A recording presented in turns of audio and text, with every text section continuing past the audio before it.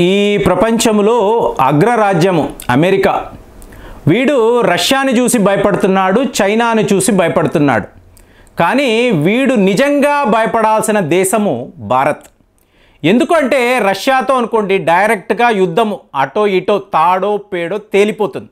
ఇక చైనా వాడితో అంటే వ్యాపారం మెల్లమెల్లగా వాడు చేప కింద నీరులాగా అలా స్ప్రెడ్ అయిపోతూ ఇవాళ అమెరికాకు చాలా పెద్ద ఛాలెంజ్గా మారాడు.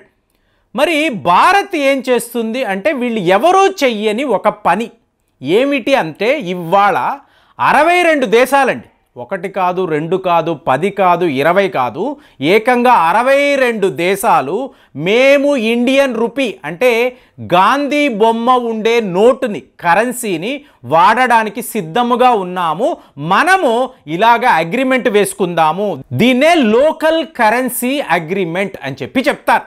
సో ఇప్పుడు లోకల్ కరెన్సీ అగ్రిమెంట్ అనేది మనము ఆల్రెడీ 22 దేశాలతో మనము నెగోషియేషన్స్ అనేవి చేస్తున్నాం. మీకు ఈ 62 దేశాలు ఎవరు అంటే ఎన్నో దేశాలు, ఆఫ్రికా దేశాలు, ఆసియా ఖండంలో ఉండే దేశాలు మేము ఈ అగ్రిమెంట్ వేసుకుంటాము, మాకు ఈ లోకల్ కరెన్సీ అగ్రిమెంట్ ఇవ్వండి అని చెప్పి వాళ్ళు అడుగుతున్నారు.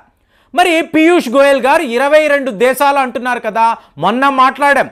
మీకు సింగపూర్ నుంచి, మలేషియా నుంచి, యూఏఈ, శ్రీలంక, బంగ్లాదేశ్, భూటాన్ ఇలాగ ఎన్నో దేశాలు ఆల్రెడీ డిజిటల్ పేమెంట్స్లో మన యొక్క డిజిటల్ టెక్నాలజీని వాడి వాళ్ళు ఇలాగ లావాదేవీలు అనేవి చేస్తున్నారు. మొన్న ఫ్రాన్స్లో కూడా ఐఫిల్ టవర్ దగ్గర కూడా చాలా పెద్ద ఈవెంట్ జరిగింది. సో ఈరోజు ఏంటంటే శ్రీలంక మళ్ళీ ఇండోనేషియా, సో వీళ్ళు ఇద్దరు ఏంటంటే మేము మీ కరెన్సీని వాడతాము, మాకు పర్మిషన్ ఇవ్వండి అని చెప్తున్నారు. ఎందుకు వీళ్ళు చెప్తారు? మరి అమెరికా వాడి డాలర్ ఉంది కదా, డాలర్ ఉన్నప్పుడు అది ఒక గ్లోబల్ కరెన్సీ కదా, అమెరికన్ డాలర్ ఉన్నప్పుడు ఎందుకు ఇవాళ వీళ్ళందరూ కూడా భారత్కి సంబంధించిన రూపీని వాడాలి అని చెప్పి ఎందుకు అనుకుంటున్నారు అంటే ఫ్రెండ్స్ ఇక్కడ ఒక విషయాన్ని గుర్తుపెట్టుకోవాలి. ఇప్పుడు మీ పిల్లాడు లేదా మీ పాప అమెరికా వెళ్ళి చదవాలి అని అనుకోండి, ఒక 50 లక్షల రూపాయలు ఖర్చు అవుతుంది. సో మీరు అమెరికాలో ఉండే ఆ యూనివర్సిటీకి ఈ 50 లక్షలు మీరు కట్టాలి. ఎలా కడతారు? ఇండియన్ రూపీని ఇస్తాను అంటే వాళ్ళు ఒప్పుకోరు, మీరు అమెరికన్ డాలర్ రూపేనే పేమెంట్ చెయ్యాలి అంటే జస్ట్ ఈ మార్పిడి, ఈ ఎక్స్చేంజ్ని చూడండి. మీ ఇండియన్ రూపీ ఎంత, అమెరికా యొక్క డాలర్ ఎంత అంటే వాస్ట్ డిఫరెన్స్. ఒక అమెరికన్ డాలర్ ఇవాళ 83-84 రూపాయలు.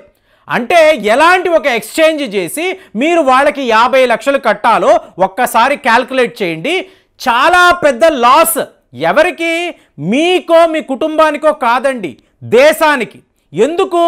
మన ఫారెక్స్ రిజర్వ్స్ అనేవి తగ్గిపోతూ ఉంటాయి. ఒక 100 మంది ఇలాగ పలానా యూనివర్సిటీకి మేము 50 లక్షలు కట్టాలని అన్నారు అనుకోండి, ఇదంతా కూడా మీకు రిజర్వ్ బ్యాంక్ ఆఫ్ ఇండియా భారత్కు సంబంధించిన ఈ ఫారిన్ ఎక్స్చేంజ్ రిజర్వ్స్ ఇవంతా కూడా చాలా పెద్ద లెవెల్లో నష్టపోతాయి. అదే 50 లక్షలను మీరు డైరెక్ట్గా ఇండియన్ రూపీలో కట్టారనుకోండి, మీరు ఎంత డబ్బు మిగుల్చుకుంటారు జస్ట్ ఇమాజిన్ చేయండి. సో ఇక్కడ ప్రాబ్లం అదే మీకు మీ అబ్బాయి ఉన్నాడు, అమెరికాలో మంచి ఉద్యోగం చేస్తున్నాడు, వాడు మీకు డబ్బులు పంపించాడు అనుకోండి, మీకు చాలా లాభం. ఎందుకు? మీ ఫారెక్స్ రిజర్వ్స్ పెరుగుతూ ఉంటాయి. సో ఇక్కడ ఉన్న గమ్మత్తైన విషయం ఇదే. ఇక్కడే మనము ఈ గేమ్ని ప్లే చేస్తున్నాం. ఎందుకు ఇవాళ భారత్ తన లోకల్ కరెన్సీని గ్లోబల్ కరెన్సీగా మార్చాలి అని చెప్పి ఇంతలాంటి ప్రయత్నాలు చేస్తున్నారంటే ఇదే కారణం. ఇవాళ మీకు రష్యా వాళ్ళు మేము మా నోస్ట్రో అకౌంట్ని ఓపెన్ చేస్తాము. నోస్ట్రో అంటే ఏంటి? Yours account. ఎక్కడ వీళ్ళు ఓపెన్ చేస్తారు? స్టేట్ బ్యాంక్ ఆఫ్ ఇండియాలో ఓపెన్ చేస్తారు. ఓపెన్ చేసిన తరువాత ఒక ఇండియన్ ఆయిల్ అంటే రష్యా నుంచి మీకు ఆయిల్స్ వచ్చాయి, ఇండియన్ ఆయిల్ వాళ్ళు ఏం చేస్తారు? ఆ పేమెంట్ని స్టేట్ బ్యాంక్ ఆఫ్ ఇండియా ద్వారా ఇండియన్ రూపీలో రష్యా బ్యాంకుకి డబ్బులు కడతారు.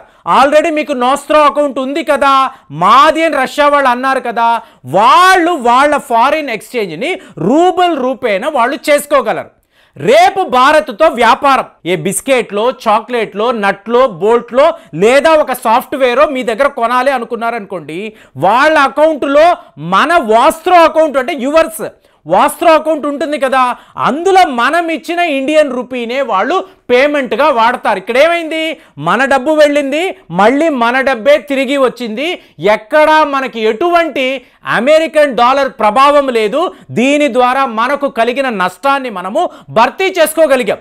ఇది ప్రతి ఒక్క దేశము ఇవాళ గమనించింది. అంటే ఇన్నేళ్ల తరబడి యుఎస్ డాలర్లోనే మీరు వ్యాపారం చేయాలి, పెట్రో డాలర్ ఇదే మీకు గ్లోబల్ కరెన్సీ, దీనినే మీరు వాడాలి, ఇలాగ ప్రపంచాన్ని మోసం చేస్తూ వచ్చాడు అమెరికా వాడు.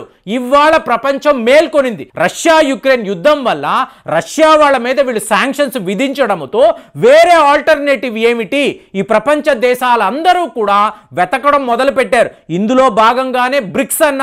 కానీ మనం ఏం చేశాము, బ్రిక్స్లో చైనా ఉంటే నో అని అన్నాం. ఆహా సూపర్ సూపర్ అని చెప్పి అమెరికా వాడు అన్నాడు.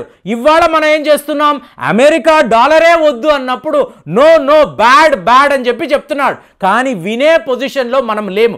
ఎందుకంటే అమెరికా వాడి బ్లాక్మెయిలింగ్ యాటిట్యూడ్, భారత్పై మేము శాంక్షన్స్ విధిస్తున్నాము, పలానా కంపెనీ ఈ తప్పు చేసింది, వీళ్ళు రష్యాతో వ్యాపారం చేశారు, రష్యాతో వ్యాపారం చేయడం మా ఇష్టం రా, వాడికి మేము ఏమైనా సప్లై చేస్తాం, ఏమైనా వాడి దగ్గర కొనుక్కుంటాం, మీరెవరు అడగడానికి?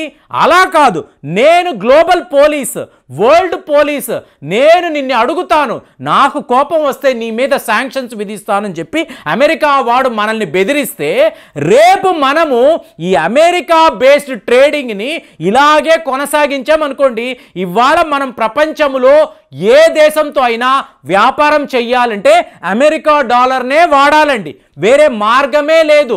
We are America dependent economy. ఇది ఎందుకు అని చెప్పి ఇవాళ గత 3-4 ఏళ్ల నుంచి ఇదే అడుగుతున్నాం. మేము ఎందుకు అమెరికా డాలర్ మీద ఆధారపడాలి? మా దేశంలోనే ఒక లోకల్ కరెన్సీ ఉంది, మేము ఇంకొక దేశంతో వ్యాపారం చేస్తాము, మధ్యలో అమెరికా ఏంటి, వీళ్ళ డాలర్లు ఏంటని మనం అడగడం మొదలుపెట్టాం. సో ఇది ఇవాళ crux of the problem. America వాడు ఒప్పుకోవడం లేదు. కానీ విచిత్రము, 22 దేశాలు ఎస్ మేము మీతో లోకల్ కరెన్సీ అగ్రిమెంట్ వేసుకుంటామని చెప్పి వాళ్ళు మాట్లాడుతున్నారు అనుకోండి. ఒకవైపు మన కరెంట్ అకౌంట్, ఇంకొక వైపు మన క్యాపిటల్ అకౌంట్, రెండిటిని కూడా మనం కాపాడుకోవచ్చు. ఇప్పుడు మీరు కరెంట్ అకౌంట్ అన్నారు అనుకోండి, మీరు అమ్మే గూడ్స్, మీకు వచ్చే ఇంట్రెస్ట్, మీ సబ్సిడీలు, మీ యొక్క డిపాజిట్స్ ఇవన్నీ కరెంట్ అకౌంట్లోకి వస్తాయి. సో ఇది ప్రాబ్లం లేదు. కానీ అదే క్యాపిటల్ అకౌంట్ అన్నారనుకోండి, ఫారిన్ డైరెక్ట్ ఇన్వెస్ట్మెంట్, మీకు బ్యాంకింగ్ వ్యవస్థ, లోన్లు ఇవన్నీ మీకు క్యాపిటల్ అకౌంట్లోకి వస్తాయి.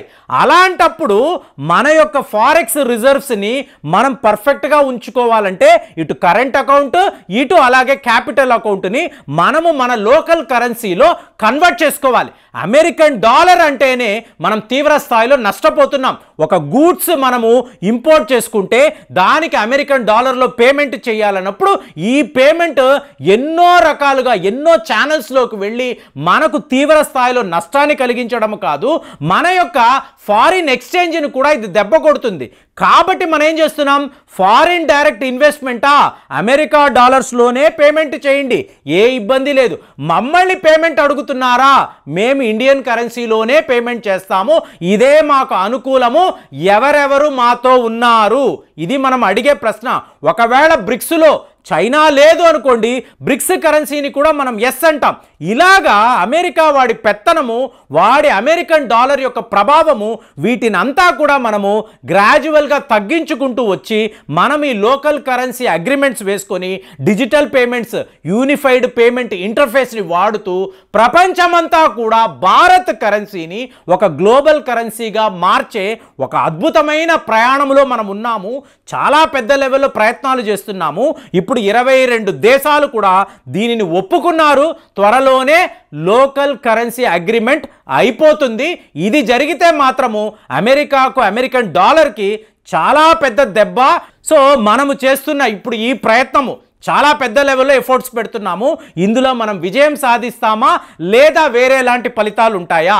మీరు ఏం ఆలోచిస్తున్నారో కామెంట్స్లో రాయండి. మళ్ళీ వచ్చే వీడియోలో కలుద్దాం. జై హింద్.